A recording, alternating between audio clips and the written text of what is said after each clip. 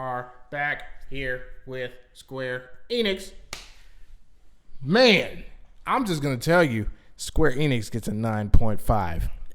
Before we even go through Before we even go to, I was so hyped off of Square Enix show. Square Enix,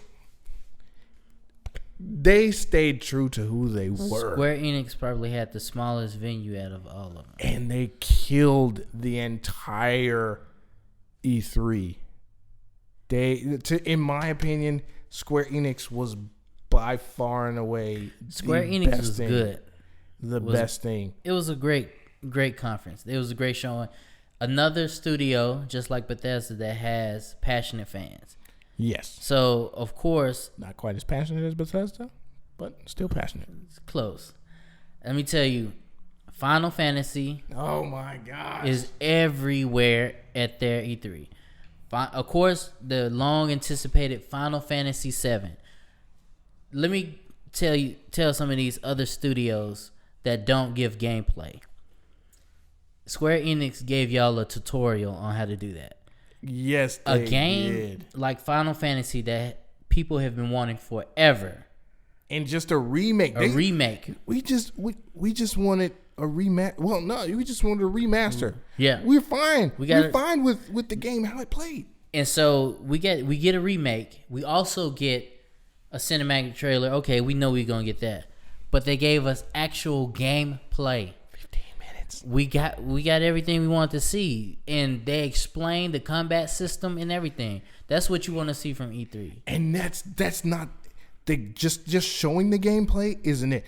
You changed. I firmly believe that what Square Enix showed about Final Fantasy VII has fundamentally changed RPGs for the rest of our lives. And who better to do it than Square Enix, because every game that wanted to be an RPG, like when Final Fantasy VII came out, they were like the RPG to play on PlayStation.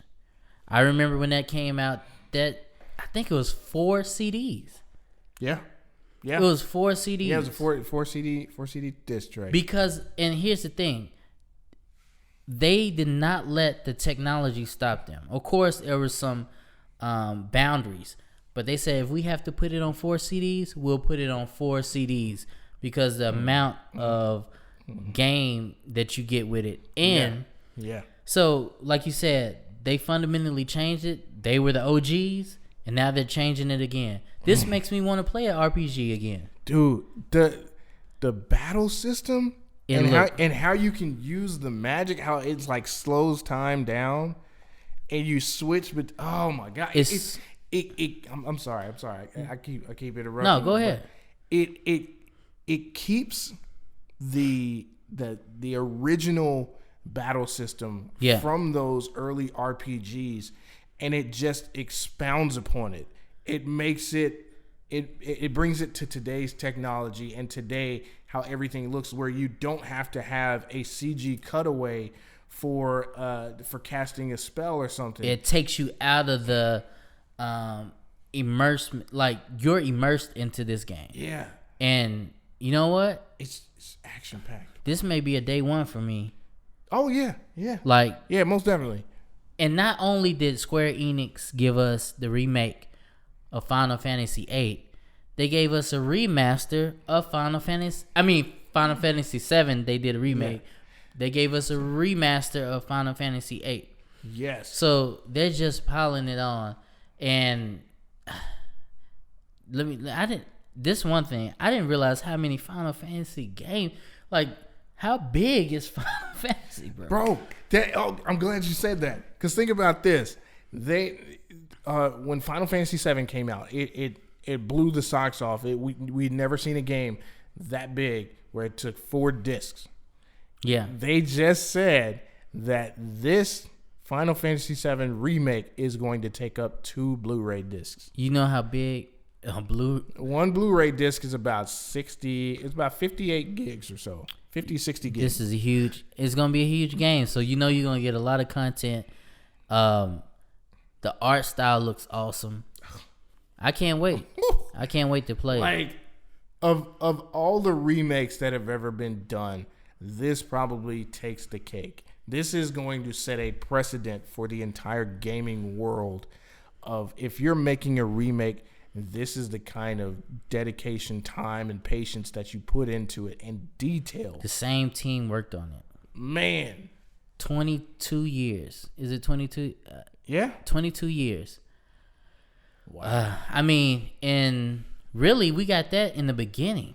The very beginning. Like, and yeah, it was great. And that wasn't even. Before you get, it's another game. What is that? Outriders. Oh, so, yeah. I don't know. Is Outriders a new IP? I believe so. It looks, I don't know. We didn't get gameplay from it, but it looks good. And I'm trusting that it's going to be a good game. Like, I mean, when you see a company put resources into Final Fantasy VII the way they did, yeah, like, you kind of trust the direction that they're going. Man, what can you say about it? Like, it's a new IP that, I mean, they said, I mean, basically they're just saying it's Outsiders. It's a new shooter from, is that the name of the group? People Can Fly? Is that the name? People Can Fly is the studio. Okay. But like 1 to 3 player co-op. This to me has been the E3 of rehashments, and to see Square Enix come out with such a refreshment of, you know, IPs, new games, new ways to play, you know, the games that we already have, and to take I applaud them for this. Maybe I'm wrong, but I applaud them for going all out, even though we know this is the last step of this generation of consoles. Yeah. So, because some studios may say we're going to pump the brakes and wait. They're going all out despite that. So, I appreciate that. Yeah. Man, it is. And one thing about the Square Enix conference is that every presenter seemed like they were passionate about their project. Absolutely. I don't get this with other studios, mainly Microsoft. Why do you need a teleprompter when you're the head director of this game? You're not passionate enough to tell me about this game that you need a teleprompter to tell you what to say? Like, when you work on these projects, you should be able to say it back and forth without somebody telling you what to say. I understand that. But at the same time, I understand having the teleprompter there, because as somebody who does perform, there's a lot of people who get stage and who get anxiety being in front of a lot of people. How about this? Write your own teleprompter. Because it seems so unnatural. Like, it is. Write your own teleprompter. It is, and you also have to understand that not everybody has a really great stage presence or has the ability to speak in front of people like that. That's not a small group. Yeah. Very easily, and I see it a lot of all the time with, you know, students that I teach in music. You know, some people just shine when they perform. Some people just don't have it. They I guess I feel everything. Like, if even the shyest person, if you find out what they're passionate about, and this is just me having experience with talking with people, if you find their passion point, they'll talk forever. Yeah. Like, the nerdiest nerd that is in the basement, talk to him about World of Warcraft. He will talk until he can't talk anymore. But get him in front of, you know, I don't know. That's all to it. But Square Enix had another game that I didn't even know that I might be interested in. Let them know, son. Let them know. It was called, look it up. I think it's Dragon Quest Builder 2 something. So, yeah. You know what I'm talking about? Yeah. We'll put the gameplay on the screen right now. But it kind of looked like a mashup of an open world Minecraft game, but where you had objectives and a story to go with it. So it looked pretty cool. It looked just like Minecraft almost, but like more detailed. I forgot the name of this game. Dragon Quest Builders 2. I never heard. Please don't roast me. I never heard of this game, but it looked interesting. At the right price, I might pay it and play it. It really reminded me of like what we used to try to do with Minecraft. Try to create our own stories and fight enemies. Yeah. So that was another one that looked interesting to me. Is there an underdog, like a game that you saw that surprised you, like made you interested in playing that you didn't know about?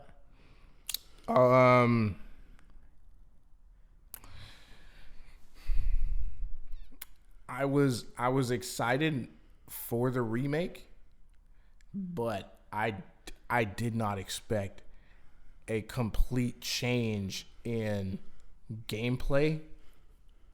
Yeah, that was so refreshing. That to me would be it. I thought that we would just see like high graphics and the same button pushes. Yes, but no, this is the game is 100% interactive, and it's like I said, we've never seen an RPG like this before.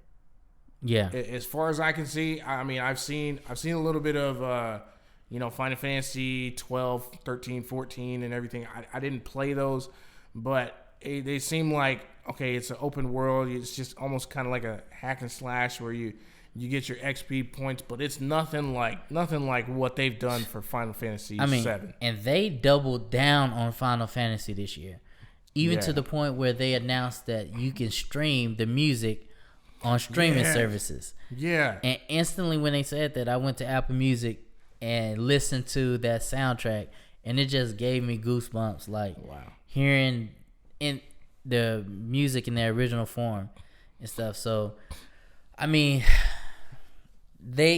Square Enix was a big surprise this year. Yeah.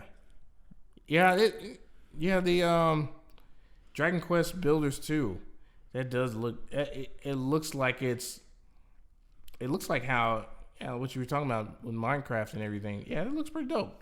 Yeah. I mean, it's something that I might check out for. I don't know. I can't see this game being $60. I can. You think they would sell it for $60? Yeah, most definitely. I'll wait for it to go on sale or check it out. Maybe it'll become free one day. It looks dope though. Yeah, it looks dope. And it's coming out July 12th, 2019. So that's right around the corner. But now, this is the grand finale of the E3 for me. For me, this is all I wanted to see. Square Enix. Let them know, son. Exclusive. And Crystal Dynamics. Exclusive. Team up with Marvel in an exclusive to bring us the Avengers game. Oh my gosh. So, hey, Xander. Yeah. Are you an Avengers fan? Yes. Are you a Marvel fan? Yes. Who's your favorite Marvel character? Oh, you gonna put me on a spot? Yeah. Who's your favorite Marvel character? Golly. I don't think that's a Marvel character. Spider-Man? Yep. Well, guess what? What? I believe Spider-Man's in the game. Bro, I think everybody's in this game. Oh my God. I think everybody's in the game. Bro, let me tell you, I was so nervous because I'm like, please don't screw this up. Marvel Ultimate Alliance is cool. That's cool. Not the game that I want. No, it's not. First of all, we got nothing but cinematic trailers. Yeah. And usually I would be upset. So I'm like, come on, Square Enix, you got to give me more. So they brought the developers out, and they talked about it being a multiplayer game and a game that will expand across years with new content, and you would be able to customize. You would be able to use any character. Oh my God. And not just that, is that the characters that they come out with are going to be free. And guess who is voicing Tony Stark, bro? I was so pumped. Nathan Drake. No. Yeah, he is. Yeah. Nathan Drake, the ghost from Destiny. The GOAT. Nolan North. The guy who got fired from Destiny. Bro, I never knew that I would get excited about a voice actor. Oh, wait. I'm sorry. That's Peter Dinklage. Peter Dinklage is the one that got fired from Destiny. Because they didn't like his attitude and stuff. That is like nasty in my ear. But, man, Nolan North. Yeah. Oh, man. So it looked so good. It did look good. And for them to say that it's not just a one-off, it's an original story. Like, which we haven't had in a long time. We haven't had an original superhero story. Well, Spider-Man. Kind of. Yeah. But, I mean, even then, I'm just excited, bro. Like, I didn't even see any gameplay, which leads me to believe that there is going to be a major conference just for this. Now, my guess is that we would see this in Comic-Con. I'm thinking Square Enix will be at Comic-Con, and that's the perfect place to release gameplay for them with the Avengers. Yeah? Like, where would they release? What system would it be gameplay on? PC or? It's gonna be PS4. It's gonna be. Yes, PS4. this is the one that had PS4 exclusive stuff. Okay, cool. So, not only are you able to play with the original 4, you can play with 5. It's original 5. Well, Cap is dead. But he's alive at some point in time. Yeah, maybe. I don't know when this story, but I wonder in the beginning, Cap died. I wonder if you're gonna go back and like get Captain America alive again. I don't know, but that'd be dope. But yeah, this game. They showed Hank Pym. Yeah. At the end. This game blew my socks off. Literally. And I haven't seen any gameplay. Nope. And I'm ready for it. Like the models of the superheroes look good. I was concerned about how the voices would be portrayed because we've heard, especially in the MCU universe, MCU, we're used to these voices, right? Yeah. But they sound good. They sound like they fit the characters. I think it's kind of like the difference between the Batman Arkham games and Christopher Nolan's adaptation of Batman. It's like they're both good in their own right. Yeah. It's. I don't think there's gonna be Square Enix has an opportunity to kill everything. Like people who don't even game are probably gonna get that to game. And for them to say that this is not just a one-off shoot, that this is going to be a story that develops through the years, and you will get DLC, and you'll stands for downloadable content. Be able to play with. Did they give a number on how many players? I mean, how many characters? They said no. They didn't say how many characters, but they said 4-player co-op. Was it 4 or 3? 4-player co-op, and you can customize. Co-op. Yeah, bro. What did you give Square Enix? I initially gave it a 9.5. I need to raise that up to a 10. Yeah, I'm going to have to give them a 10 as well. Square Enix got a 10. Perfect show. Perfect execution. Perfect blowing our expectations out the water. I mean, I can't say much. Please more. let this be a good Avengers game.